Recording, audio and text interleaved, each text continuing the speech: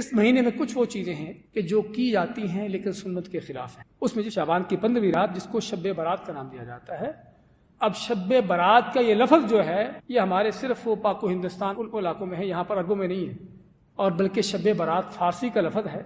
اس کا اگر ہم عربی میں ترجمہ کریں تو کیا بنتا ہے؟ شب کے معنی لیلہ اور برات کے معنی تقدیر یا قدر، لیلۃ القدر۔ اب آپ خود جانیے کہ لیلۃ القدر شعبان میں ہے کہ رمضان میں ہے؟ اللہ کے قرآن سے فیصلہ لیتے ہیں۔ اللہ تعالیٰ فرماتا ہے انا انزلناہ فی لیلۃ القدر، کہ ہم نے اس قرآن کو نازل کیا لیلۃ القدر میں۔ اس آیت میں قرآن جس رات میں نازل ہوا اس کا ذکر آیا۔ اچھا، کس مہینے میں قرآن نازل ہوا؟ شہر رمضان الذی انزل فیہ القرآن، کہ رمضان کا مہینہ جس میں قرآن نازل ہوا۔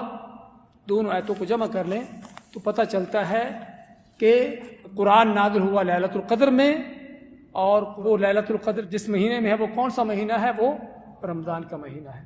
تو اس لیے شب برات جو ہم کہتے ہیں، یہ لفظ ہمارے ہاں شب برات کا، اس کا عربی ترجمہ لیلۃ القدر ہے، اور وہ لیلۃ القدر رمضان میں ہے نہ کہ شعبان میں ہے۔ ایک چیز۔ دوسری چیز، اس رات کے حوالے سے جو ہمارے ہاں عقیدے ہیں کہ اس رات میں کیا ہوتا ہے کہ اس رات میں تقدیروں کے فیصلے ہوتے ہیں، تقدیریں لکھی جاتی ہیں۔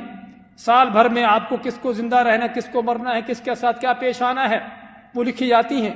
اس لیے ہمیں وہ مولوی کہتے ہیں کہ اس رات کو جو دعائیں کرنا ہے کر لو، اپنی تقدیریں لکھوا لو۔ آئیے قرآن سے یہ بھی فیصلہ لیتے ہیں کہ تقدیریں کس رات کو لکھی جاتی ہیں، کیا شب برات کو یا لیلۃ القدر کو؟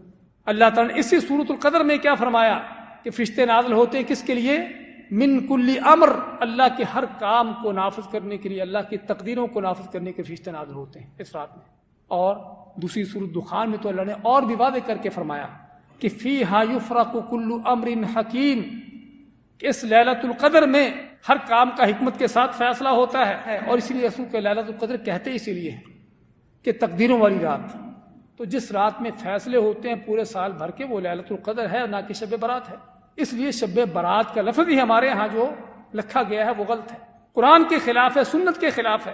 اور اگر آپ صلی اللہ علیہ وسلم کی سیرت کو دیکھا جائے، صحابہ اکرام تابعین کو دیکھا جائے، تو کیا پتہ چلے گا